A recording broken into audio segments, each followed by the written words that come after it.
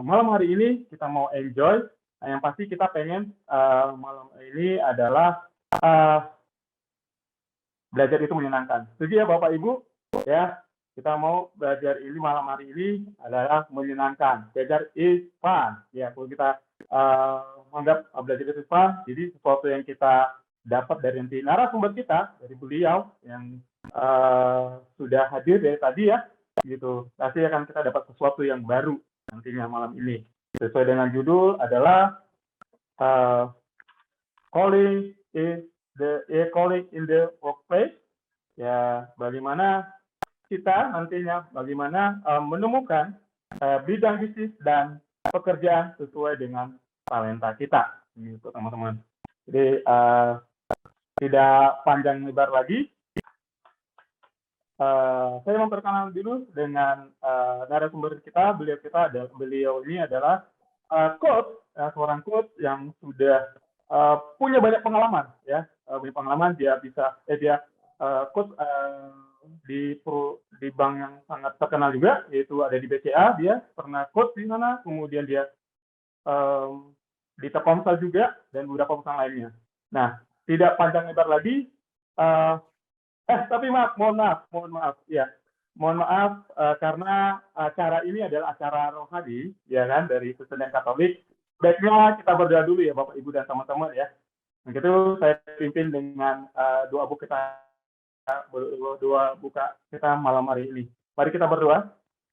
Bapa, di dalam nama Tuhan Yesus, kami bersyukur Tuhan buat malam hari ini, mana Kau persatukan kami lewat Zoom ini malam ini, dan mau belajar tentang calling in the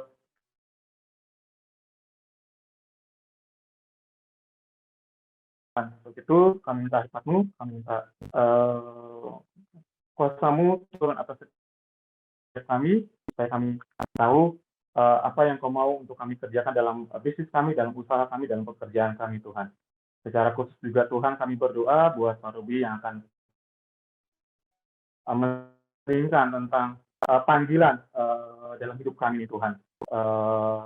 Kau juga taruhkan hikmat-Mu, taruhkan Tuhan-Mu atas Pak Robi pada malam hari ini, Tuhan. Kami mau Tuhan, apa yang kami terima, apa yang kami dapatkan malam ini tidak sia-sia, tapi mendapat sesuatu yang baru yang daripada Engkau, Tuhan. Berkati kami semua yang hadir pada malam hari ini, ini, Tuhan. Terima kasih Bapak, Engkau pimpin acara ini dari awal pertengahan hingga akhirnya. Di dalam nama Yesus kami berdoa dan mengucap syukur. Amin. Amin. Amin. Oke, untuk itu tidak panjang lebar lagi, saya kita sambut dengan tepuk tangan Pak Robi. Ya, selamat malam. Shalom semuanya. Suara saya terdengar dengan jelas? Oke. Jelas, Pak. Baik, terima kasih. Sudah cukup lama saya tidak terlalu aktif mengikuti ya komunitas KBC, karena saya lebih banyak di komunitas anak mudanya gitu ya, meskipun muka saya sebenarnya udah tua gitu. Nah, tapi di TS sekarang lagi karena COVID, jadi sedang tidak aktif lah gitu ya. Dan terima kasih saya dipanggil, dan malam ini saya mungkin ingin membagikan sesuatu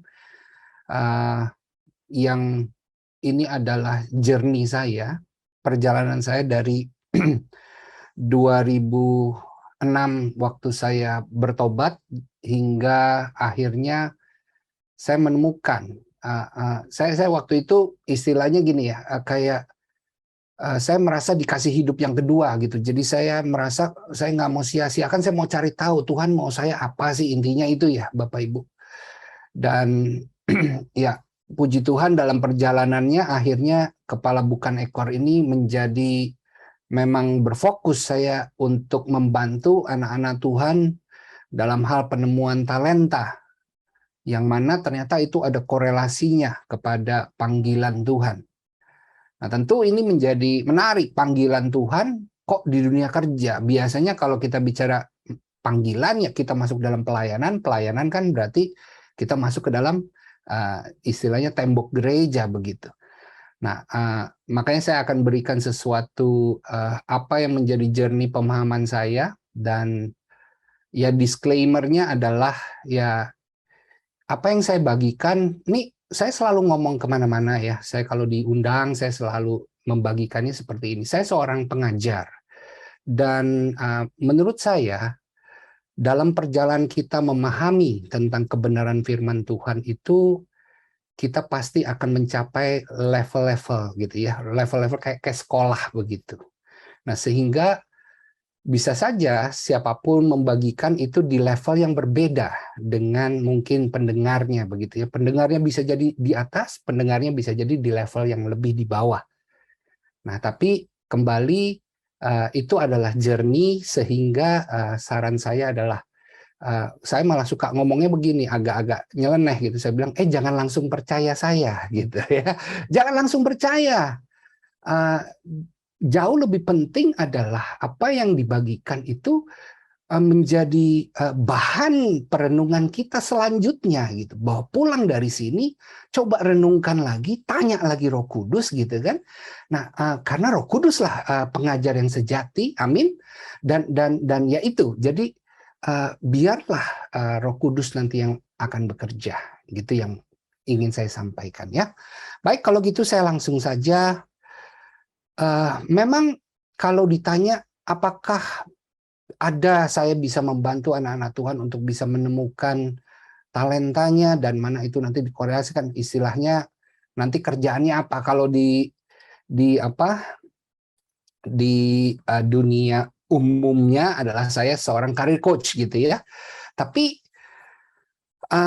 malam ini saya lebih ingin membagikan sesuatu yang sifatnya mindset, sesuatu yang sifatnya sebuah konsep, pemikiran.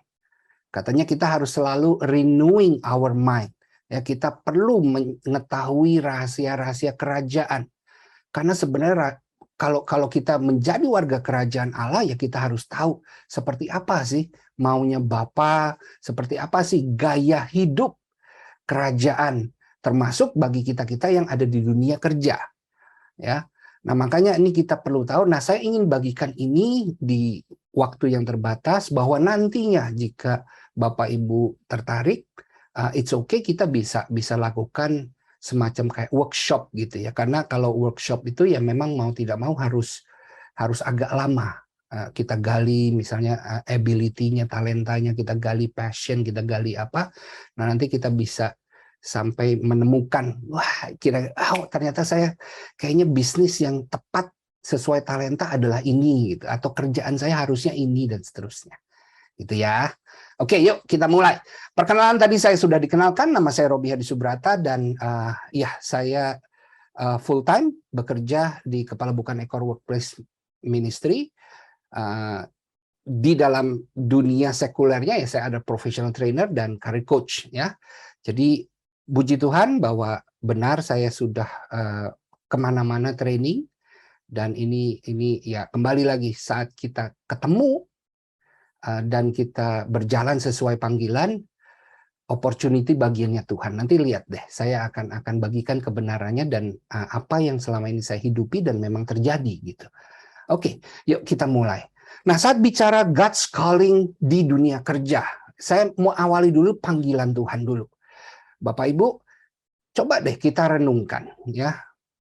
Benar nggak bahwa sebagian besar tokoh Alkitab, ini kalau kita baca nih di dalam Alkitab, sebagian besar tokoh Alkitab itu di satu titik dalam hidupnya, dia menerima panggilan dari Tuhan.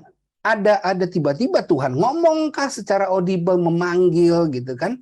Tiba-tiba Tuhan muncul, mau itu dalam bentuknya misalnya api gitu ya, dan segalanya gitu. Intinya adalah di satu titik Tuhan memanggil.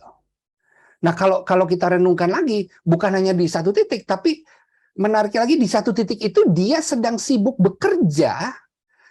Ya kalau dicek ya kira-kira lah ya, mereka sedang sibuk bekerja mencari nafkah. Mereka ya cari nafkah untuk apa? Untuk survive. Jelas dong, kita kan kerja ya untuk dapat duit, duit ini untuk hidup. Dan itu memang kita perlu gitu. Kita perlu, bahkan kita perlu bekerja keras. Ya, jadi kita lagi sibuk seperti itu, siapa? Abraham lagi sibuk, siapa lagi sibuk, Musa lagi sibuk, semua lagi pada sibuk, ya. Tiba-tiba menerima panggilan. Petrus juga begitu ya, lagi sibuk gitu dipanggil. Siapapun semua lagi asik bekerja dipanggil. Nah, ini harus sesuatu yang menurut saya harus disadari dulu oleh kita anak-anak Tuhan. Nah, tapi saya tahu pasti Bapak Ibu langsung berpikir, waduh, ini gawat ini. Apakah artinya saya harus meninggalkan pekerjaan saya? Ya, nanti kita lihat gitu.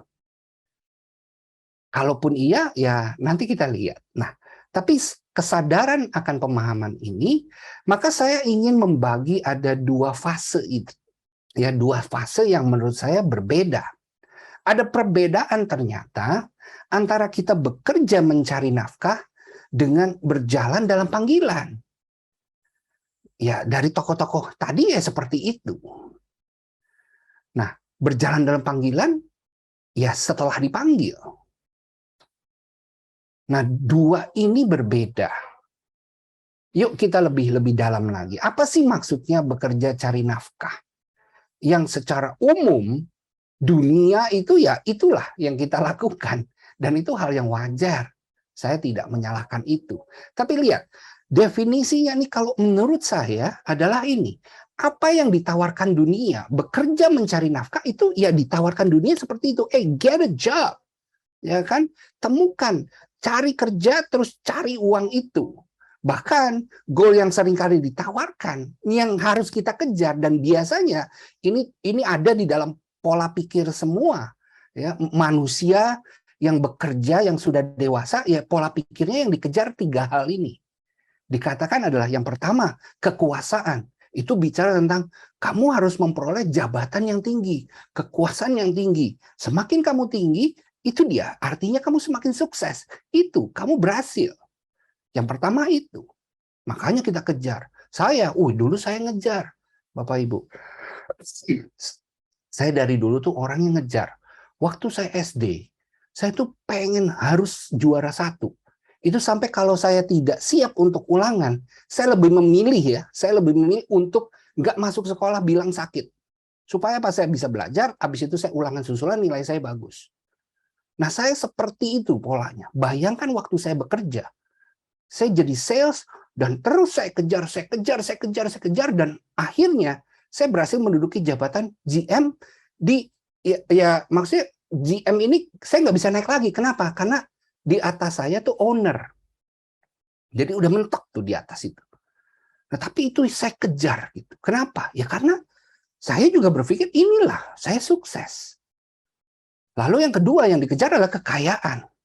Jelas dong. Gajinya gede, fasilitas, Jadi terus apa? Pikir kan mau punya rumah, mau punya mobil dan seterusnya. Ini sesuatu yang wajar kita kejar. Dan terakhir adalah menjadi terkenal, masyhur, dikenal. Wah, saya dulu nominasi Young Marketer Award majalah SWA begitu kan. Wah, kayaknya oke gitu. Pengennya dikenal, pasti.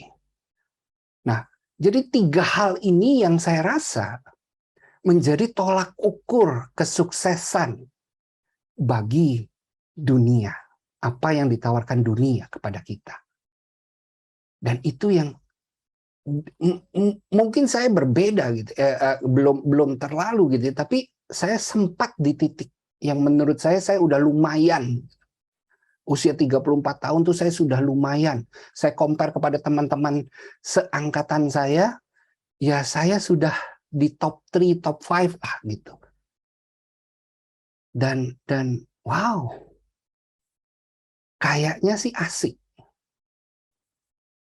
Tapi saya mengalami apa yang dialami oleh Salomo. Salomo adalah kalau ditanya orang paling sukses, tokoh Alkitab paling sukses ya Salomo. Lihat kata-kata dia nih di pengkhotbah. Dia katakan, aku adalah raja. Dia bilang, aku adalah raja. Berarti apa? I have power. Saya punya kuasa. Kuasa bagi Salomo. Waktu itu benar-benar gitu ya kuasanya. Dia mau tunjuk orang, dia mau apa, mau minta ini, minta itu jadi istri saya langsung terjadi. Kenapa? Punya kuasa. Jadi kuasa dia udah punya. Lalu lihat kata-katanya. Aku membeli, aku mempunyai, aku mengumpulkan. Mau apa? Emas, perak, semua. Segala macam budak-budak, sapi, kambing. Dia kaya raya. Dia sangat kaya raya. Saya jauh dari beliau. Beliau sudah sangat kaya raya. Lalu yang ketiga dia katakan gini, aku menjadi besar. Wih, masyhur. Namanya terkenal sampai ujung dunia. Jadi kira-kira Salomo ini istilahnya puncak atau contoh atau teladan untuk kita meraih 3 hal itu. Tapi menariknya adalah di saat-saat terakhir dia katakan begini, ini di ayat 11 ya, tadi ayat 9 ya. Di ayat 11 dia katakan, semua itu aku udah dapetin gitu kira-kira ya. Dia katakan, tapi kok semua itu kayak kosong. Kesia-siaan saja. Menjaring angin. Ada sesuatu yang tidak puas gitu. Coba renungkan deh. Gini ya. Orang yang korupsi, ketangkep misalnya sama KPK begitu. Apakah mereka orang miskin? Enggak. Jadi maksud saya adalah gini. Kalau kita ngejar 3 itu, Bapak Ibu. Kalau kita kejar 3 itu, percayalah. Nggak ada kata puas. Anda dulu berpikir pengen punya rumah sendiri. Anda kejar itu dan akhirnya dapat. Begitu udah dapat rumah, puaskah? Belum. Langsung muncul keinginan selanjutnya lagi. Anda pengen punya mobil baru. Begitu punya mobil, pasti pengen lagi. Terus begitu. Itulah yang ditawarkan dunia. Tidak ada. Padahal kalau saya punya goal gitu, misalnya saya mau liburan ke Bandung. Begitu sampai Bandung saya puas. Tapi kejadiannya adalah ini nggak ada puas gitu. Dan saya sendiri merasakan. Jadi waktu itu dan bahkan sepanjang saya mulai menjalani, mulai membagikan, banyak sekali orang-orang yang astaga sukses. Jauh di atas saya yang udah bisa dikatakan misalnya direktur, waktu itu pernah dalam direktur dari perusahaan-perusahaan yang iklannya di TV, nama-namanya udah terkenal semua. Direktur datang ke saya sampai yang, lah Bapak udah sukses ngapain datang ke saya? Tapi kata-kata dia sama. Dia bilang, saya dengar Pak Robi bilang, dan saya merasakan itu. Apa? Saya kosong, Pak. Nah, oke. Kalau kosong, ayo. Kenapa? Ya memang itu. Kayak nggak pernah puas gitu. Nah, apakah kita mau mengejar ini? Kalau Bapak Ibu nonton film itu, film saya bilang sangat representasi ini. Yaitu The Greatest Showman. Si wanitanya itu ngomong, nyanyi ya, never enough. Katanya dia Tower of Gold udah punya. Ya, bahkan dunia sudah aku pegang di tanganku. Tapi tetap never enough. Wow. Itu gambaran banget. Gambaran banget. Saya nggak tahu posisi Bapak Ibu sekarang. Ya. Oke. Nah, saya lanjut. Semoga tetap bisa mengikuti. Ya, oke. Mohon maaf jika ya ini saya agak tajam menemplak-nemplak. Ya. Oke, sekarang yang kedua adalah berjalan dalam panggilan. Apa definisinya? Definisinya adalah menurut saya ini apa yang ditawarkan oleh kerajaan Allah. Jadi ini bukan oleh dunia. Kerajaan Allah yang kekal itu ditawarkan ke kita. Dan goalnya adalah bukan 3 itu, bukan. Goalnya adalah tadi yang kosong tadi diisi. Jadi ada satu kepenuhan, ada satu kepuasan yang sejati dari kita sebagai warga kerajaan, sebagai hasil ciptaan. Kita tuh merasakan puas, nggak peduli kondisi 3-nya tadi. Tapi menariknya adalah saya ingin katakan juga, waktu saya menjalani ini, saya mempelajari firman-firmannya, sebenarnya adalah bukan berarti kita berjalan dalam panggilan, otomatis kita hidup miskin. Otomatis kita tidak mengalami yang 3 itu. Bukan itu. Cuma gini, ya KBC sudah menjelaskan dengan clear. Itu bukan goal, itu hanyalah bonus. Yes, I agree, saya setuju dengan itu. Itu semua bonus. Itu akan mengikuti automatically. Fokus kita adalah pada panggilan gitu. Bapak Ibu bisa lihat ya. Bisa lihat perbedaannya. Kejar panggilan anak Tuhan bukan kejar berkatnya. Kita kejar panggilan, nanti berkat yang ngikutin kita automatically.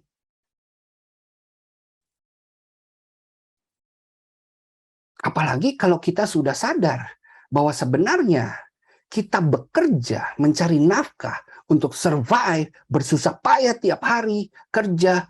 Itu kata-katanya sebenarnya adalah, kalau kita lihat di firman Tuhan, itu adalah bagian dari kutukan, dari hukuman akibat Adam dan Hawa makan buah terlarang. Tadinya Adam dan Hawa tidak punya masalah dengan makan, dengan hidup, tinggal, survive, nggak ada. Tapi begitu dia makan buah, maka terkutuklah tanah. Mulai saat ini kau akan susah payah, dengan jerih payah kau akan dengan keringat kau akan. Nah, itu adalah bagian dari kutukan yang mana sebenarnya kembali Yesus Kristus sudah menyelesaikan itu. Cuma kita kok masih seperti itu gitu. Kan jadi sayang. Yuk kita lebih dalam lagi. Oke. Inilah menarik nih. Saya mau nih berjalan dalam panggilan. Oke, yuk. Saya lanjutkan. Nah, saya ingin membawa kepada satu perumpamaan, ya. Oke. Bapak Ibu tahu ya, ini adalah sebuah kursi, ya. Nah, kalau saya tanya, apa tujuan dari penciptaan kursi? Tentu Bapak Ibu pasti menjawab dengan mantap. Oh iya Pak, untuk duduk Pak. Oke, untuk duduk. Betul sekali. Kursi diciptakan untuk duduk. Nah, kalau pertanyaan selanjutnya begini. Siapa yang menentukan tujuan penciptaan dari kursi? Apakah saya kasih multiple choice deh. Apakah kursi itu yang menentukan sendiri tujuan dia, ataukah si pencipta kursi yang menentukan? Saya rasa Bapak Ibu juga pasti sepakat semua satu jawaban. Yang menentukan ya si pencipta kursinya dong. Nah, kalau saya ubah sedikit kata-katanya. Siapakah yang menentukan tujuan dari hasil ciptaan? Apakah hasil ciptaan itu sendiri yang mencoba menentukan tujuan dia diciptakan? Ataukah ini ranahnya sang pencipta? Dan kita adalah hasil ciptaan. Kita ini hasil ciptaan. Saat kita berkata, saya mau jadi ini. Kalau kita doa ke Tuhan, Tuhan, saya mau jadi penulis, saya mau jadi trainer, saya mau jadi apa, saya mau pebisnis yang sukses, saya mau. Di situ sudah ada satu kesalahan. Anda sebagai hasil ciptaan sedang mencoba menentukan sendiri untuk apa Anda diciptakan. I've been there also. Saya juga ada di sana. Doa saya tuh dipenuhi dengan permintaan-permintaan itu.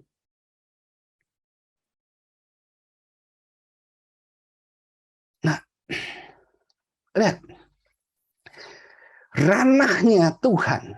Ini Yeremia tuh, di Yeremia ini Tuhan tuh udah kasih clue, kasih petunjuk, dikatakan, sebelum aku membentuk engkau. Jadi tadi tuh, ranah dari pencipta. Saya kalau mau menciptakan, mungkin zaman dulu nih yang pertama kali menciptakan kursi, dia berkata gini, aduh kenapa ya kita duduk di tanah, kita duduk di batu, harusnya ada sesuatu nih yang kira-kira jadi tempat untuk nanti kita duduk gitu, nggak kotor, nggak apa, duduknya enak gitu ya. Nah, terciptalah kursi. Jadi sebelum kursi diciptakan, itu sudah ada di dalam mindset, di dalam pemikiran, di dalam keinginan dari si penciptanya. Sama di sini, sebelum kamu lahir Yeremia, aku tuh sudah mikirin bahwa suatu saat kamu memang aku ciptakan untuk jadi nabiku. Nah, memang proses pendesainan itu udah dari sejak kandungan itu. Nah, ini untuk Yeremia, jangan bilang, oh saya juga nabi. Bukan, itu untuk Yeremia, Anda bisa jadi beda. Ya, kita bisa jadi beda-beda. Tapi intinya adalah, dari sebelum kita lahir, Tuhan sudah menentukan sebenarnya. So the question ini bukan soal berjalan dalam panggilan, mau kembali nggak? Gitu pertanyaannya. Atau kita masih terus mau dengan agenda kita?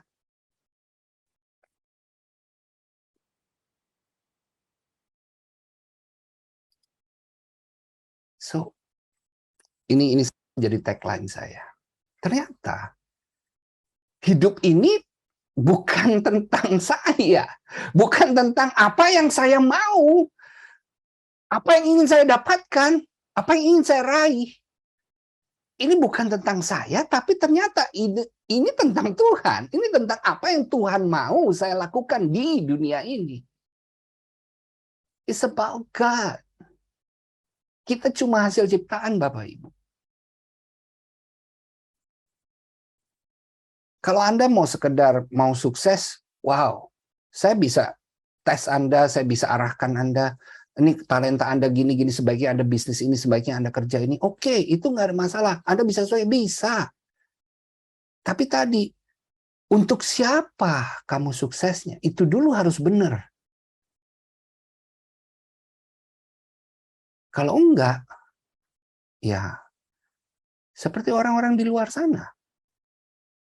Mereka-mereka yang tidak tahu kebenaran, bisa jadi mereka sukses loh. Yes, secara kacamata dunia. Tapi coba cek, dalamnya kosong.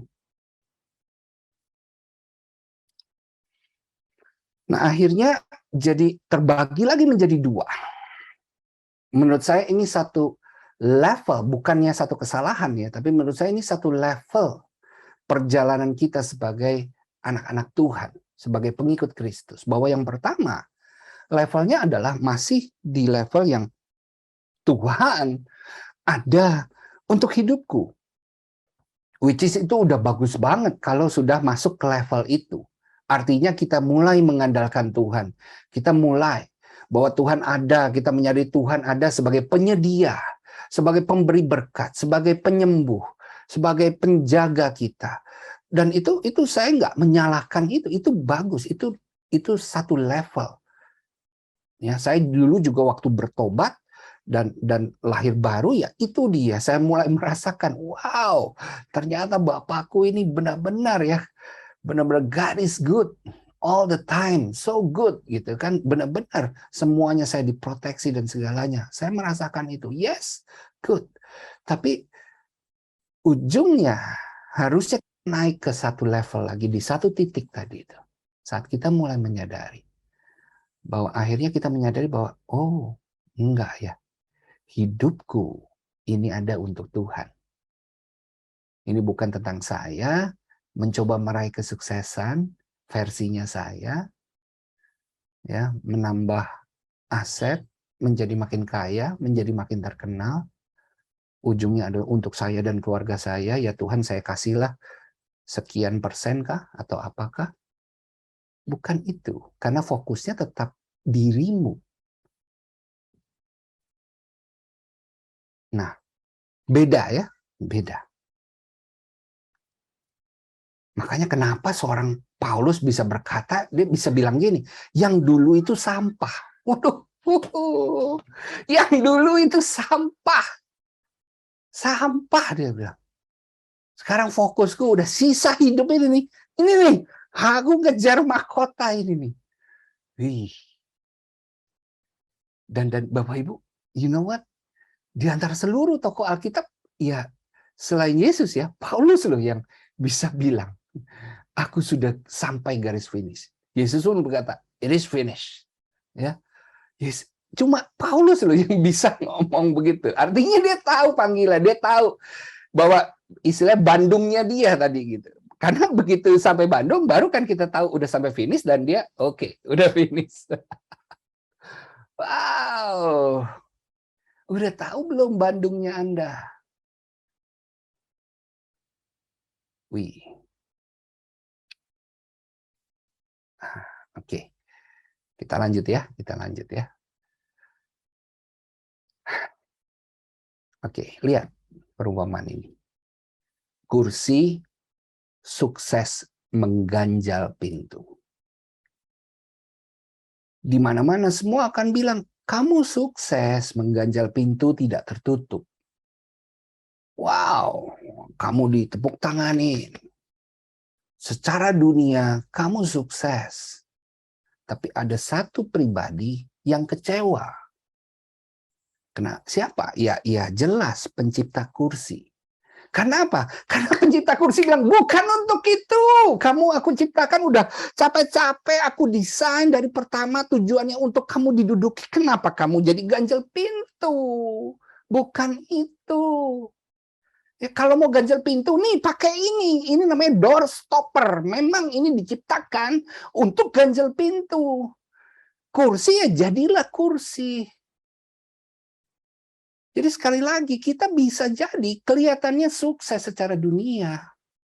Tapi kalau menurut kerajaan Allah, belum tentu. Belum tentu.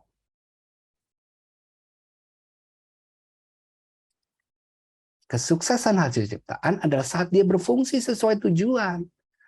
Udah. Kan jadi sekarang akhirnya gini loh. Doa kita kan jadi harus berubah tadi. Doa yang tadi egois, Tuhan saya mau begini, tolong promosi saya, tolong berkati, tolong lancarkan, saya mau dong gini, saya mau promosi, saya mau apa, saya mau apa. Bukan itu lagi. Tapi mulai sekarang doanya adalah, Bapak mau aku jadi apa ya? Mau aku lakukan apa? Nah itu kira-kira waktu itu tuh saya di titik ini, transisi itu. Apa ya? Dulu saya ngejar untuk jadi GM ini. Tapi setelah saya mendapatkan, saya jadi mulai bertanya, inikah yang Bapak mau? Atau Bapak mau yang lain? Wow. Ayo, sekarang saya tanya, Bapak Ibu jawab dalam chat ya, biar kita agak sedikit interaksi. Kalau tadi kursi mengganjal pintu itu salah, bagaimana dengan kursi sofa bed ini? Kok sofa malah jadi bed? Salah juga kah ini? Gimana pendapat Bapak Ibu? Tolong, silakan jawab dalam chat. Ayo. No, kata Pak David. Oke. Tidak salah, Bu Evelyn. Thank you. Apalagi? Tidak salah. Kenapa tidak salah? Sesuai peruntukan. Oke, Pak Matias. Multifungsi. Tidak, karena memang diciptakan untuk mempunyai dua fungsi. Nah. Yes. Jadi kira-kira gini loh. Ini kan kembali, intinya adalah si penciptanya menciptakannya dia untuk apa? Ya kalau penciptanya ini memang menciptakan untuk dua fungsi, betul sekali. Yes, jadi thank you, ini udah aduh revelation dari Roh Kudus banget nih kita mendapatkan itu, ya kan? Jadi kalau tadi salah, yang ini nggak salah. Makanya kan dikatakan ada yang dikasih 1 talenta, ada yang dikasih 5, ada yang dikasih 2, ya udah gitu. Ya Anda bisa saja menjalani A dan menjalani B. Saya bisa profesional trainer, bisa jadi coach gitu kan. Karir coach. Ya nggak ada masalah. Cuma kalau saya gini loh, saya sih cuma simpelnya setiap kali saya ada sesuatu gitu, saya bilang, Tuhan, ini saya jalan ya. Kalau saya salah, kasih tahu. Udah gitu aja. Yang penting Bapak tahu bahwa dari pertama niat saya adalah berjalan sesuai panggilan. Tak jalani. Gitu. Ya. Oke. Yes, thank you juga Bu Esther juga udah. Oke, semuanya dapetin sama. Nah, jadi ya udah ketemu belum gitu loh. Panggilan Tuhan. Dan saat bicara panggilan Tuhan ya bisa jadi loh. Ya Anda harus switch memang. harus ada perpindahan dari yang tadi mencari nafkah menjadi berjalan dalam panggilan. Dan bisa jadi loh, bisa jadi saya bilang. Tiba-tiba apa yang kamu kerjakan jadi berbeda. Mungkin bisa jadi kamu di bisnis yang sama, tapi bisa juga bisnisnya berbeda. Bisa juga bahwa Anda bukan di dunia bisnis atau dunia kerja, melainkan masuk ke rohani. Wah, ya kan? Kita nggak tahu. Nah, yuk, sekarang coba lihat.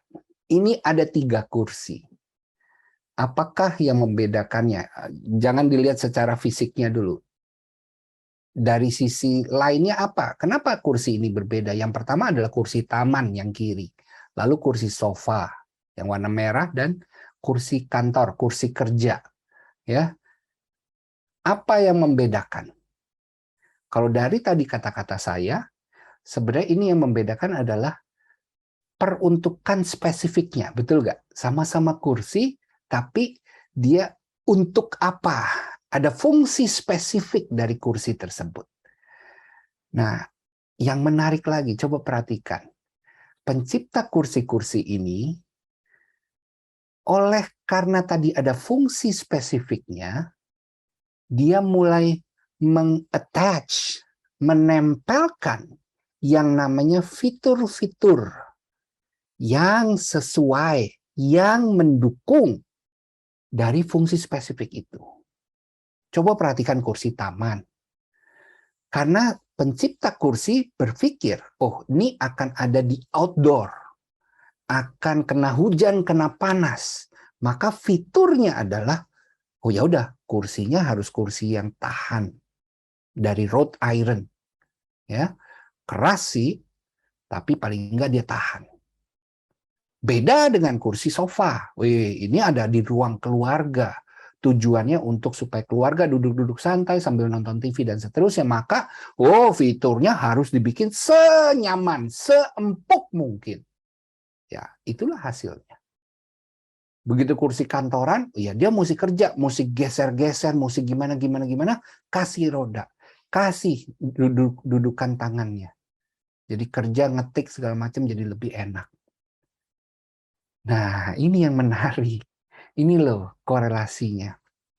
Jadi fitur diri kita itu di-attach sama Tuhan spesifik. Berbeda loh kita satu sama lain. Mungkin di sini ada juga yang trainer, mungkin ada juga yang career coach. Ya. Tapi dikasihnya, di-attach-nya berbeda-beda karena kita sebenarnya punya fungsi yang lebih spesifik lagi. Sebagai trainer ada banyak trainer, tapi saya beda satu sama lain dengan trainer yang lain. Kenapa? Fungsi spesifiknya dan fitur-fiturnya berbeda.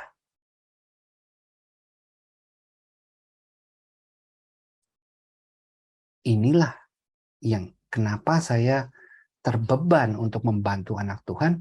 Temukan ini fitur-fiturmu.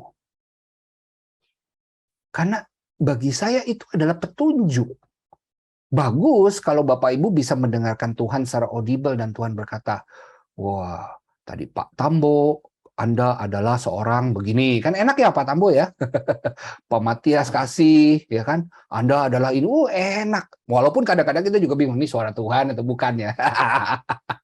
Ya kan, itu enak. Tapi kalau tidak, so, gunakan ini, bahwa temukan apa yang fitur-fitur yang ada di dalam dirimu. Nah, dari fitur-fitur itulah kita mungkin sebagai petunjuk kita bisa rangkai-rangkai. Terus kata-katanya adalah gini, jangan-jangan Tuhan mau saya jadi ini, kan gitu. Ya kalau ya simpel kan, kalau Anda dikasih suara yang sangat indah, ya misalnya sekian oktav, suaranya merdu segala macam, itu kan kita secara sederhana, jangan-jangan Tuhan mau kamu jadi penyanyi. Udah. Logikanya masuk. Kalau saya membuat presentasi, membawakan presentasi, ya itu satu yang bagi saya tuh mudah, enjoy, charging, dan hasilnya pun bagus. Ya jangan-jangan Tuhan mau ke sana gitu. Itu loh yang menjadi pembedanya. Ya. Nah, jadi sekali lagi, bisa sukses? Bisa. Bayangkan kalau Anda ketemu tadi.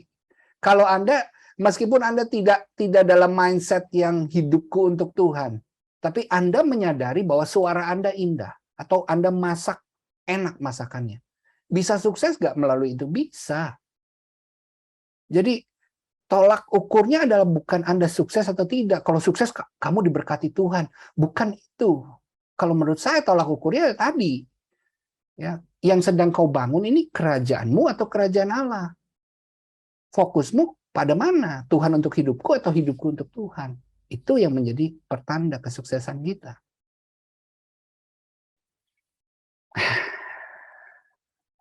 Lanjut ya. Lihat tuh. Ini konfirmasinya di Roma 12 ya. Dari NLT ini bagus kalau di NLT. Kalau di Indonesia kadang-kadang terjemahannya kurang clear ya. In His grace, God has given us different gift. Jadi memang kita beda-beda hadiahnya dan it's a gift loh, it's a gift. Ini bukan sesuatu yang reward, bukan. Ini bukan reward, ini gift. Kenapa? Dari sejak lahir udah di-attach itu. Soal nanti Anda mau istilah hidup untuk Tuhan, mau berjalan dalam panggilan atau tidak, gift ya itu udah gift. Nggak akan oke, take out, saya ambil ya. Enggak. Ya itulah penyebabnya kenapa banyak orang-orang yang di luar Tuhan, yang bukan anak Tuhan, bisa meraih kesuksesan dalam hidup. Ya bisa, asal dia ketemu. And it's a gift for doing certain things well. Jadi benar-benar ini gift-nya untuk supaya kita bisa berfungsi di fungsi spesifik kita secara optimal. Jadi simpelnya Bapak Ibu, kata-katanya gini, Tuhan udah kasih kita masing-masing modal untuk sukses. Nah sedihnya gini, ada yang sampai, ini gimana ya, saya sebagai career coach tuh ya, wajar lah kalau masih anak SMA, mereka belum tahu, mereka bingung pilih jurusan, itu saya nerima banyak banget seperti itu. Tapi ini kan kejadiannya banyak orang-orang yang bahkan sudah bekerja, sudah kerja lebih dari 5 tahun, masih belum ketemu, masih belum tahu tentang fitur diri dia. Masih struggling, begitu dicek juga, ternyata kamu salah. Salah kerja ini, harusnya enggak, harusnya jangan. Dan ini tidak ada kata terlambat, karena ada di Semarang seorang ibu-ibu pensiunan dari KBC juga, pensiunan pegawai negeri, orang KBC, yang akhirnya menemukan, terbuka kembali waktu mengikuti workshop saya, akhirnya beliau menjalani itu dan berasa kayak mendapatkan hidup yang kedua dari usia pensiun sampai sekarang. Wow.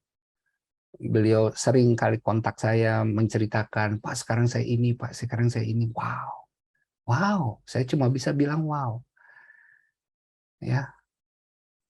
Nah, udah belum Bapak Ibu, kalau belum, ayolah kita mesti ketemu dan mulai jalan dari titik start. Belum sampai finish, tapi paling nggak yuk rame-rame nih, kita semua lagi pada jalan meninggalkan titik start ya. Dan lagi dalam journey-nya nih. Wow. Ya udah, ini sekarang yang kedua. Saya punya waktu. Oke. Baiklah. Nah, sekarang panggilan Tuhan saya rasa Bapak Ibu sudah clear ya. Kembali, jangan langsung percaya, coba renungkan, coba bawa dalam doa. Tapi sekarang saya ingin menjelaskan di dunia kerja ya. Panggilan Tuhan di dunia kerja. Loh, kok dunia kerja? Izinkan saya membagikan survei ya. Perhatikan baik. Dari 30 kali Yesus tampil di muka umum, Yesus itu 122 nih, dari 130 ya. Yesus tampil 122 kali di dunia kerja atau di marketplace. Ya sekarang tuh istilah marketplace jadi salah gitu, jadi Tokopedia gitu ya. Enggak. Ini di dunia kerja. Yesus istilah kira-kira nih ya, 8 kali itu Yesus di sinagog. Alias kalau zaman sekarang, Yesus itu 8 kali. Pelayanannya itu di gereja. Di dalam tembok gereja. Sisanya di luar. Lanjut. 52 perumpamaan Yesus, 45-nya adalah tentang dunia kerja. Lagi ini 12 murid Yesus. Semuanya dari dunia kerja. Nggak ada lulusan sinagog mana gitu. Nggak ada.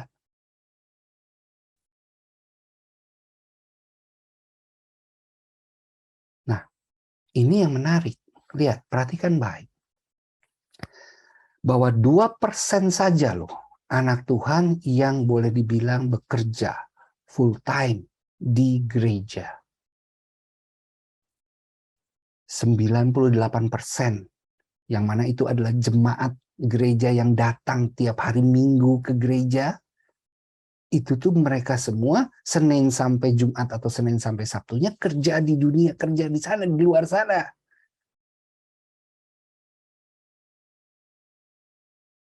Ini satu realita di mana begini loh. Kalau kita berpikiran sangat sempit bahwa panggilan Tuhan, melayani Tuhan itu ada di dalam gereja saja. Hanya 2% anak-anak Tuhan yang bergerak. Bagaimana Tuhan punya misi, Tuhan punya keinginan jadikan seluruh bangsa muridku. Gimana itu bisa tercapai? Kalau yang 98% di dunia kerja ini tidak bergerak, tidak menyadari bahwa saya ada panggilan. Bahwa saya harus bergerak. Kalau 98% ini tidak merasa punya tanggung jawab itu, ya susah. Lalu begitu Anda dari 98 tiba-tiba Anda merasa dapat panggilan segala macam, Anda masuk join ke yang 2%. Anda malah masuk ke dalam gereja. Ya saya tidak menyalahkan, maksud saya gini. Ada kita yang dipanggil di dalam gereja. Ada kita yang mungkin bukan dipanggil dalam gereja, intinya bahwa gereja membutuhkan sebagai organisasi, membutuhkan dana, membutuhkan bantuan Anda, ya, sehingga Anda di sana membantu, mungkin menjadi apapun gitu ya, bisa menjadi usher, bisa menjadi apa, ya itu silakan. Tapi yang perlu disadari juga ada, jangan-jangan ada sebuah panggilan di dunia kerja kalau Anda memang ditempatkan di sana gitu. Nah ini yang perlu direnungkan. Artinya ya tetap kita membantu gereja, membantu operasional gereja dan segalanya, tapi hati-hati belum tentu panggilanmu di sana, gitu ya. Nah, oke, baik. Di Efesus 4, saya suka tanya gitu kan kalau ke Roh Kudus tuh. Nah ini saya mendapatkan ini, lihat ada terbagi. Yang pertama adalah dikatakan bahwa ialah yang memberikan baik. Nah ini rasul, nabi, penginjil, gembala, dan pengajar.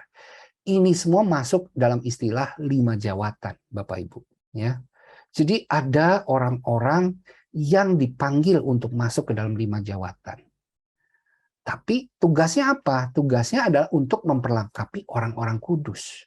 Nah, untuk memperlengkapi orang kudus berarti orang kudus adalah yang di luar dari 5 jawatan itu. Siapa? Ya kita-kita. Gitu ya. Anda yang di dunia kerja tadi, 98% itulah kira-kira. Nah, bagi pekerjaan pelayanan, jadi loh menarik. Jadi yang pelayanan tuh yang 98 kalau kata ayat ini.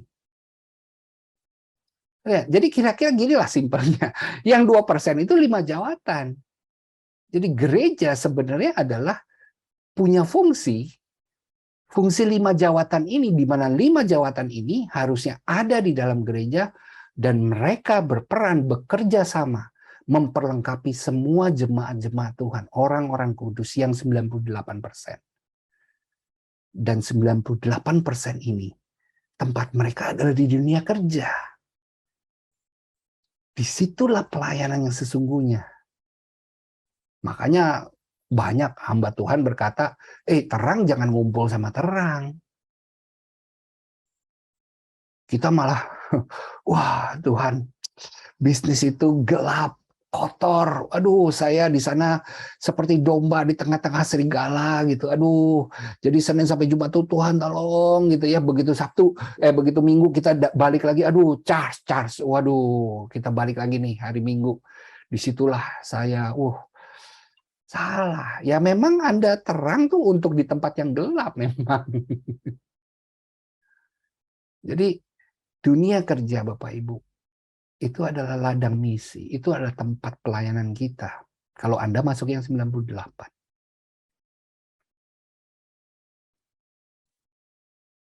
Dan kalau Anda tidak mulai bergerak, membantu, mewujudkan apa yang menjadi kehendak Bapa,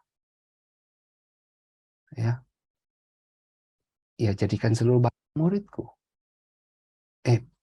Penginjilan dunia kerja itu bukan kita bacain firman ke karyawan kita, enggak. Tapi saat Anda menjadi etalasenya Tuhan, saat Anda sebagai pebisnis, saat Anda sebagai misalnya pemimpin, Anda sebagai manajer, sebagai apa, dan Anda menunjukkan kuasa yang ada bersama dengan Anda tunjukkan kebahagiaan, kepuasan tadi, tidak adanya kekosongan, Anda tunjukkan kasih, Anda tunjukkan semua itu yang menjadi etalasenya, sehingga anak buah Anda berkata, wow, Pak, kok Bapak bisa kayak begitu ya? Enak banget kayaknya hidup Bapak ini. Aduh, saya bersyukur banget jadi bawahan Bapak. Boleh tahu rahasianya nggak apa? Nah, Anda tinggal bilang, Yesus. Itu penginjilan di dunia kerja tanpa perlu firman. Yang diperlukan apa? Ini loh, etalase.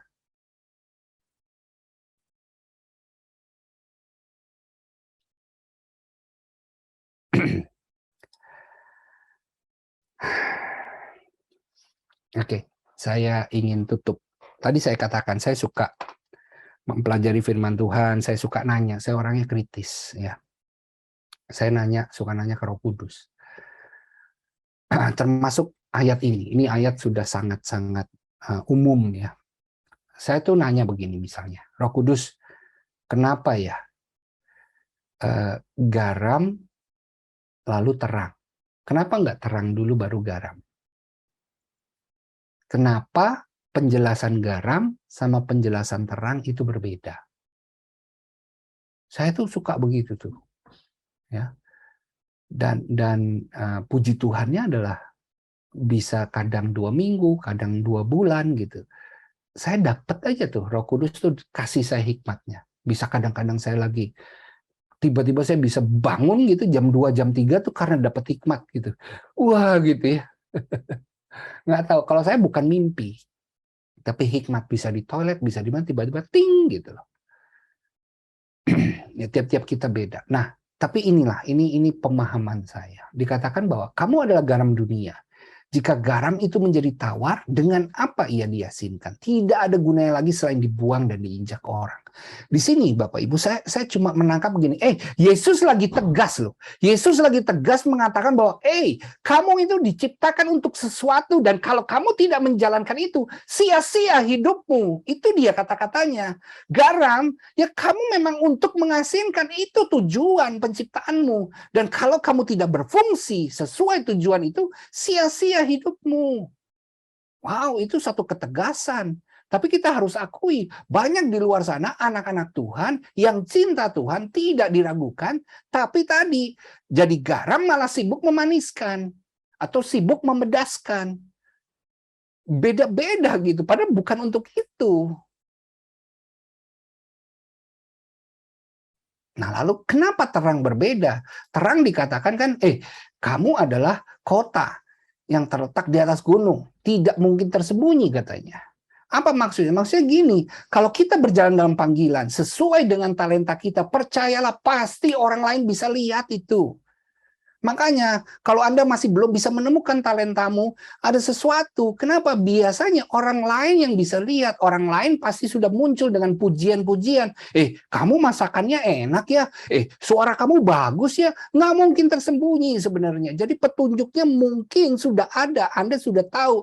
Tapi apakah Anda menjalankan itu, Anda mengembangkan talenta itu, atau talenta itu cuma dibuat, ya udahlah, saya cuma pakai untuk nyanyi-nyanyi aja, karaokean di weekend.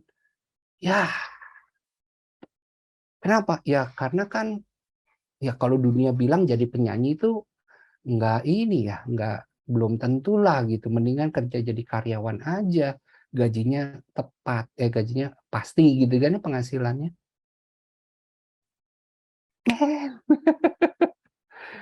Ya kembali, kalau kalau kamu tahu Tuhan sudah mendesain kamu jadi penyanyi, alah, ah. Nah, lihat dikatakan, lagi pun ini yang keren, ini yang paling keren ya, ini yang saya paling suka dan saya hidupi benar-benar. Lagi pula orang tidak meletakkan pelita si lampu itu diletakkan di bawah gantang, ditutup begitu ya, melainkan di atas kaki dia. Nah, jadi maksudnya gini loh, kalau kamu berjalan dalam panggilan kamu menjadi terang, gitu ya. Jangan khawatir, pemilik teranglah yang punya tanggung jawab terhadap dirimu, terhadap promosimu. Dialah yang akan angkat kamu naik. Promosi, opportunity itu bagiannya Tuhan. Kalau delalah saya tiba-tiba hanya karena kebetulan menggantikan Pak Paulus Bambang, saya diminta mendadak harus terbang ke Surabaya untuk membawakan sesi sukses sejati gitu ya. Saya membawakan di sana menggantikan Pak Paulus hanya sekali itu saja. Tapi tiba-tiba ternyata ada peserta dan beliau adalah seorang pengusaha sukses di Malaysia. Tiba-tiba beliau menghubungi saya dan meminta saya ke Malaysia. Bahasa Inggris gue masih blepat-blepot. Dia sendiri sampai bilang, Robbie, I don't know, dia bilang. Saya nggak tahu kenapa, tapi kok dorongan saya minta kamu ke perusahaan saya dan tolong apa yang kamu lakukan di perusahaanmu dulu, lakukan ke perusahaan saya. Speechless. Itu Tuhan. Ya. Dan tadi Bapak Ibu saya perlihatkan semua itu perusahaan-perusahaan. Itu Tuhan banget, itu bukan saya. Saya, ini loh, Bapak Ibu, saya ini nggak punya perusahaan, saya nggak punya badan hukum. Saya tuh kantornya di mana? Di rumah. Ini rumah saya di rumah, ini di kamar, ini ada tempat tidur di sini. Ngerti ya? Tapi kalau saya boleh membawakan banyak pelatihan, saya pernah mentraining KPK yang mana Pak Novel Baswedan adalah salah satu pesertanya misalnya gitu. Saya dipanggil kemana-mana, wah sampai kemana sampai kemana. Semua itu ya kembali, opportunity adalah bagiannya Tuhan.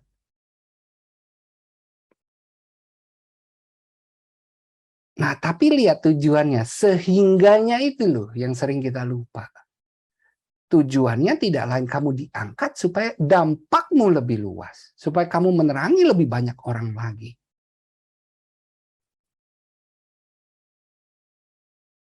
Dan terakhir, wow, ini dia etalasenya nih.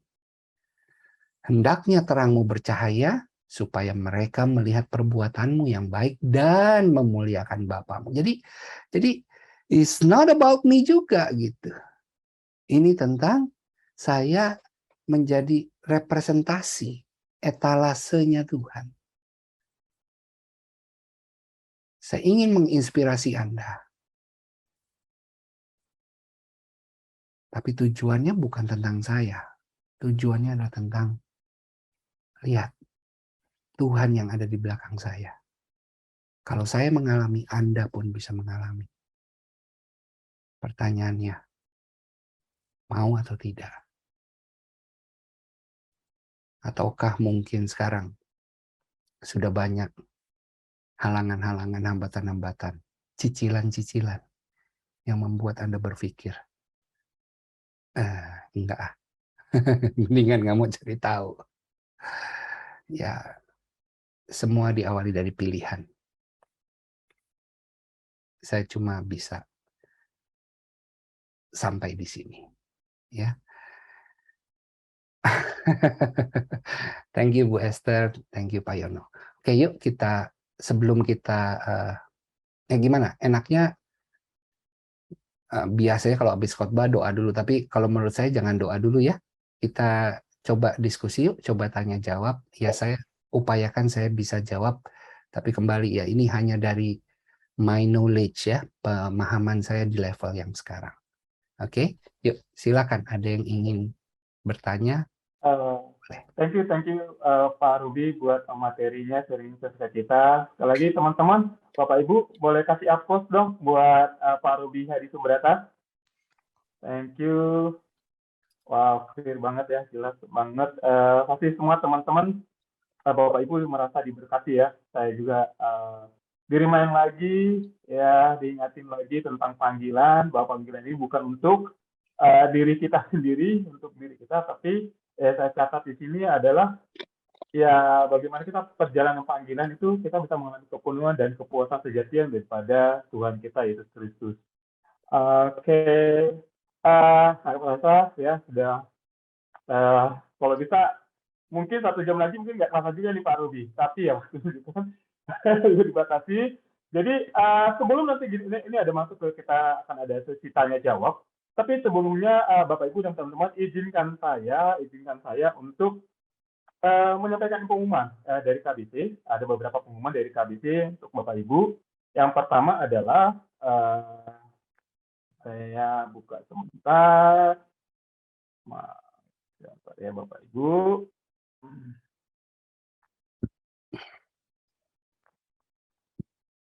Ada event KBC dalam waktu dekat ini. Yang pertama adalah ya kelihatan jelas ya Bapak Ibu.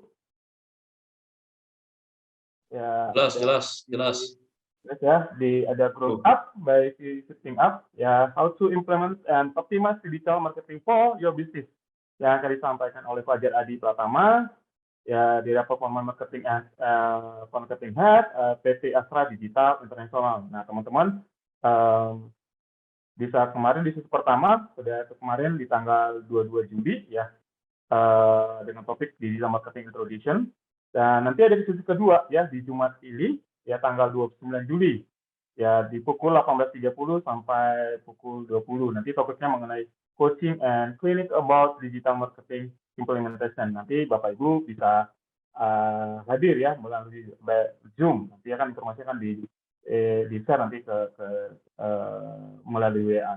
Kemudian informasi berikutnya.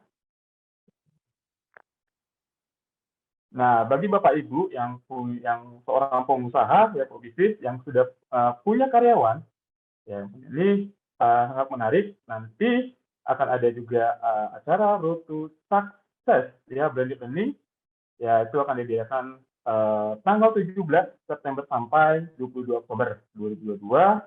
Ya nanti ini dikhususkan untuk para karyawan dan profesional gitu ya. Nanti speakernya ada Pak Markus, Pak Heru Kumarga, Pak Handi Wulyanto, terus ada Pak Istar juga di sini, ada juga Pak Ivan dan ada Pak Lis Sutono. Nah, jadi Bapak Ibu yang ada di sini mungkin ada ada punya karyawan atau ya karyawan, nah bisa didaftarkan ke supaya apa? Supaya punya visi yang sama antara pengusaha dan karyawan. Dan kemudian izinkan saya satu lagi, saya share ini khusus sebenarnya untuk Diskobar ya Jakarta Barat, Diskobar Jakarta Barat, dan akan ada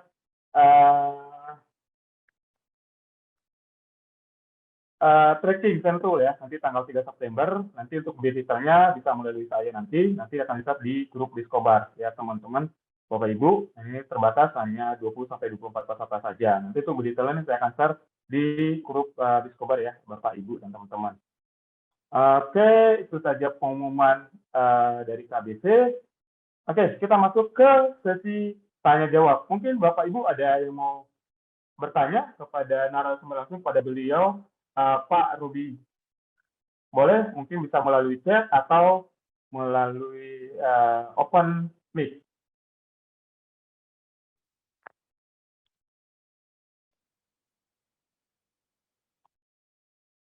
Ada yang mau bertanya, Bapak Ibu, teman-teman? Ya, sebelum ini juga mungkin lagi mikir pertanyaan apa untuk menyampaikan ke Pak Ruby. Nah, nanti kita akan ada, nah ini ada spesial juga dari kita, dari panitia Biskom Jakarta Barat. Nah, jadi kita tidak hanya segera mendengar materi dari Pak Ruby, kita juga akan ada 3 room di sini nantinya. Kita akan masuk ke 3 room. Nanti ada room pertama bicara tentang karir dan bisnis, dan kemudian ada bicara tentang investasi dan keuangan, dan kemudian juga ada bicara tentang leadership. Nah, nanti teman-teman bisa memilih mau topik yang kebutuhannya mau apa nih, mau bisnis. Nah, nanti ada teman-teman bisa masuk dari ketiga room ini, gitu, Bapak, Ibu, dan teman-teman. Ya, oke. Sekarang ada mau bertanya ke Pak Ruby, mumpung ada narasumber kita nih, Pak Ruby. Boleh? Ya, Ibu Evelyn akan boleh open mic dan open cam juga boleh.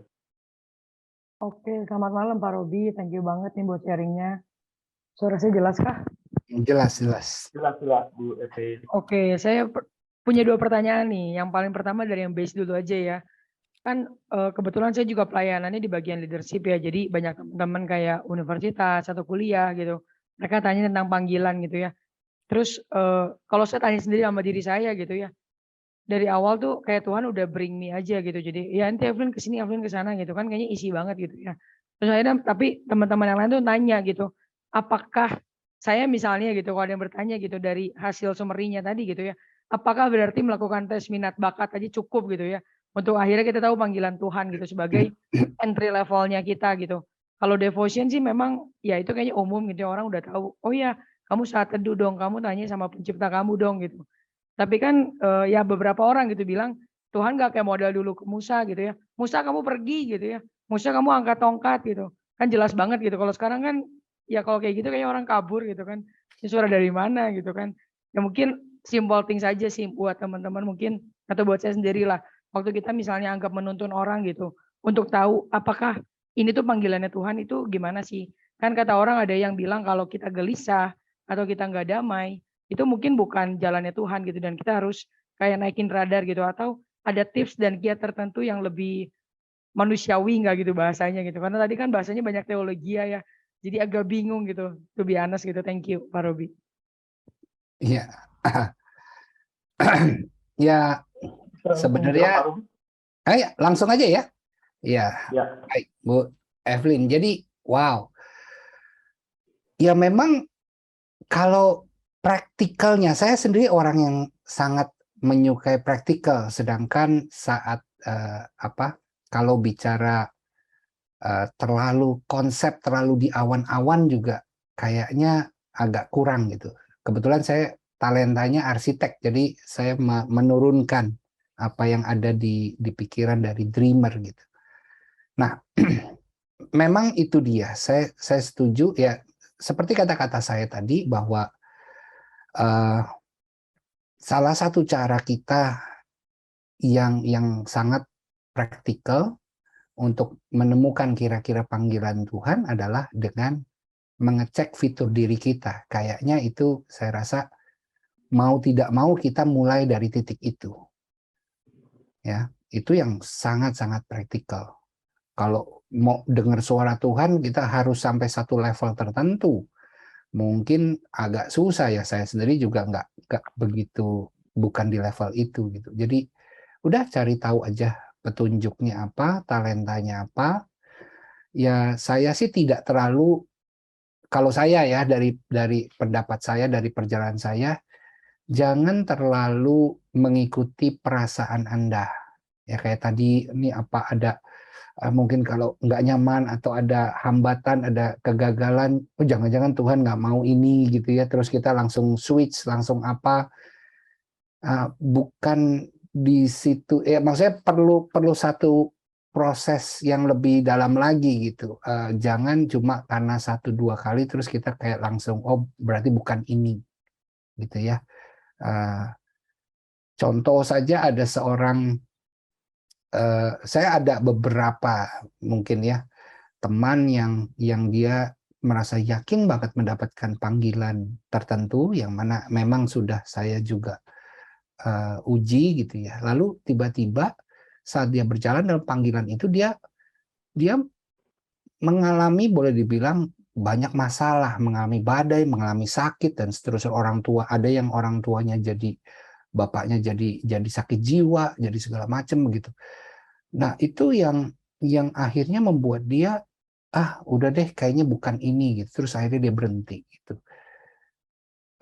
Kalau saya melihatnya dari kacamata rohani, saya malah melihatnya, loh, kita ini memang kalau kita mau memutuskan berjalan dalam panggilan tuh ada satu yang tidak setuju dan akan berupaya menggagalkannya, yaitu si jahat gitu. Jadi ya kalau saya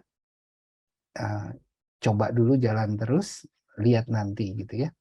Ya kembali kalau ujung-ujungnya ya kayaknya bukan ini. Kan simpel ya, tanda-tandanya kan tadi dari talentamu kah gitu. Emang kamu jago di situ kak? Karena kalau Tuhan kasih, teori saya sih, saya berkata begini, Tuhan tuh kasih kita modal kayak dari 100 udah dikasih 75 dulu di sesuatu nih ya. Dikasih 75 sehingga pengembangan talenta kita tuh tinggal 25-nya untuk menjadi excellent nih. Untuk 100 itu tinggal 25, gampang. Saya pernah nyoba belajar yang gitar, ternyata gitar saya 25. Nggak bisa saya main gitar. Ya udahlah, nggak usah dipaksain gitu. Pak Yono udah ketawa-ketawa aja. Tapi benar ya, jangan, sedangkan banyak sekali saya temukan orang-orang yang bekerja tiap hari melakukan sesuatu yang bukan 75-nya. Mengerjakan yang sesuatu yang mungkin 25-nya dia gitu. Cuma ya udah begini Pak, saya udah terlanjur ngambil jurusan ini, terus saya kerja di sini. Gimana, prestasi nggak? Ya enggak sih Pak, struggling atau apa. Nah, kayaknya Tuhan nggak mau itu. Terus doa gitu, Tuhan kenapa ya saya kok nggak dikasih kesuksesan? Firman-Nya tuh berkata, kamu tidak diberikan kekayaan, tapi satu power, ya satu kuasa untuk memperoleh kekayaan. Kalau memang ngejarnya kekayaan gitu. Ya. Firman-Nya berkata begitu. Itu sih, saya nggak tahu apakah Bu Evelyn ini menjawab praktikal.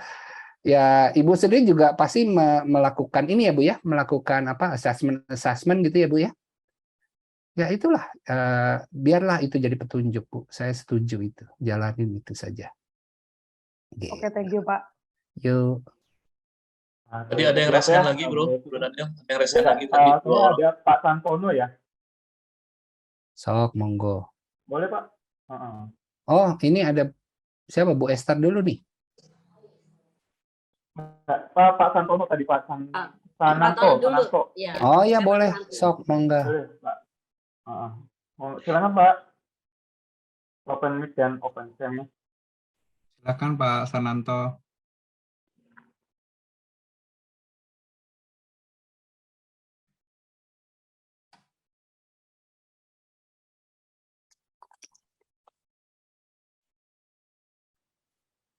Atau kelihatannya Pak Sanantonya. Pak Sananto. Silakan Pak Sananto. Ya, mungkin ke ini dulu Ibu Esther. Bu Esther dulu deh. Ya, Bu Esther dulu ya. Ya, makasih Silakan Bu Esther. Ya, oke. Ya, Pak Robi mau tanya ya, maksudnya kan tadi materinya such a blessing gitu ya, karena memang saya bersyukur juga gitu ya. Tetapi ada yang saya mau tanyakan nih.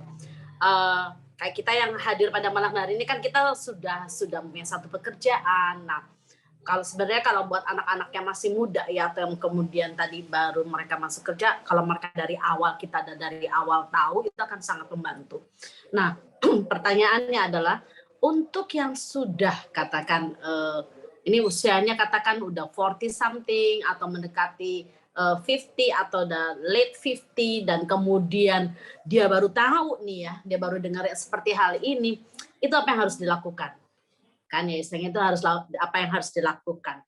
Lalu kemudian apakah memang ada program untuk anak-anak maksudnya milenial ya, atau kemudian anak-anak masih kuliah, sehingga mereka bisa tahu apa sih sebenarnya panggilan calling yang Tuhan mau kalau nanti mereka bekerja di marketplace itu. Terima kasih. Ya, baik. Saya jawab yang pertama adalah ya memang itu dia. Saya harus akui bahwa semakin kita sudah dewasa, semakin kita sudah lama berkarir, sudah menempati apalagi kalau jabatan sudah tinggi, ya, cicilan udah banyak, tanggungan banyak, itu tentu menjadi sebuah tantangan tersendiri, ya, mengetahui kebenaran ini dan mau nggak ya saya menjalani apa yang saya sebenarnya setuju nih dengan konsepnya, dengan teorinya, tapi apakah saya gimana ya, nggak kebayang gitu ninggalin semuanya. Yang mana waktu itu bayangkan saya di posisi GM, tiba-tiba lepas saja. Ya jujur istri saya juga nangis gitu. Nah tapi ya mungkin kalau saya agak gila gitu ya, saya agak gila. eh, ya tapi juga jangan seperti saya, kan tiap-tiap orang beda ya. Ada yang pendekatannya adalah oh, yang penting saya cari tahu dulu deh gitu ya. Saya cari tahu dulu, lalu saya mempersiapkan dulu. Ya sekarang saya lagi bimbing ada satu pengusaha, posisinya udah GM, tapi beliau sedang mencari dan udah ketemu. Nah sekarang beliau sedang memproses itu, sedang menyiapkan. Jadi beliau sedang mengambil sertifikasi, program sertifikasi, karena beliau merasa ini dia nih, ini dia nih. Jadi padahal udah GM gitu kan ya. Nah, pernah waktu itu juga ada GM yang kosong tadi, saya bilang, wah, akhirnya dia menemukan diri bahwa dia pengajar dan ya kalau dia sama seperti saya, dia karena memang sudah burn out itu di pekerjaan, dia akhirnya benar-benar melepas itu dan dia kembali ke alma maternya di Prasetya Mulia dan dia jadi pengajar di sana. Dan sampai sekarang gitu ya. Ya puji Tuhan, bahkan dia pernah menghubungi saya dan bilang, Pak ada godaan Pak, apa? Marketing Director Pepsi Cola Indonesia. Wow, keren tuh Pak, gajinya gede tuh Pak. Iya, ambil Pak. Enggak saya ambil. Kenapa nggak diambil? Ya ngapain saya balik lagi ke yang kosong? Wow, gitu kan ya. Jadi kalau ditanya, memang menjadi kendala banget tuh bagi kita-kita yang sudah di sana. Tapi paling tidak kalau menurut saya gini, ya kalau itu rencananya Tuhan, pasti deh. Cuma kan gini ya, kita boleh dong ke Tuhan, saya nyiapin dulu ya, saya ini dulu ya, saya mau cari tahu dulu, mau mastiin dulu gitu ya. Tiap-tiap orang Tuhan kan bisa lihat gitu ya, oh ya ini orang ini cukup hati-hati, oh yang ini risk taker, nekat gitu kan. Itulah Tuhan ciptakan kita memang berbeda-beda ya. Nah, yang penting tadi ada niatnya dari pertama, itu yang lebih penting. Nah kedua, tentang anak muda. Loh itu dia Ibu. Makanya kepala bukan ekor itu memang fokusnya ke sana. Saya banyak sekali dipanggil oleh gereja-gereja khususnya yang youth gitu kan ya, yang dewasa muda, yang youth adalah untuk memperlengkapi anak-anak Tuhan yang masih dari sejak mudanya untuk mereka menyadari ini, menyadari kebenaran ini. Bahkan kita melakukan workshop. Nah itu dia tadi, workshop saya udah kemana-mana. Saya udah dipanggil sampai ke daerah-daerah Danau Toba sana, udah kemana gitu. Itu untuk apa? Ya untuk tadi membantu anak-anak Tuhan bukan saja secara konsep, tapi secara tadi ada assessment yang dilakukan, yang akhirnya ketemu gitu. Oh, kalau saya kepribadian saya ini, kalau ability saya ini, kalau passion saya ini, kalau ini saya ini gitu, kayaknya Tuhan mau saya kerja ini, kayaknya Tuhan mau saya bisnisnya ini, dan seterusnya. Nah itu yang selama ini saya lakukan. Jadi silakan saja kalau Ibu ada afiliasi kepada gereja tertentu, kepada apa, itu feel free ya. Cuma memang kemarin kan karena COVID jadi sempat berhenti ya. Padahal udah ada jadwal di Bogor, saya udah ada jadwal, ya akhirnya semua berhenti gitu. Jadi silakan saja, kepala bukan ekor itu memang itulah tujuannya, memperlengkapi kita, mencoba mengisi, berpartner sama gereja-gereja gitu ya. Ya, makasih Itu Pak. Soalnya ini kan it is very needed buat generasi ya, for generation gitu ya. agree Oke. banget. Ya, thank you so much. Okay. Thank you Bu. Ya. Thank you Bu Esther menjawab ya pertanyaan Pak Ruby. Oke, ini satu pertanyaan terakhir ya.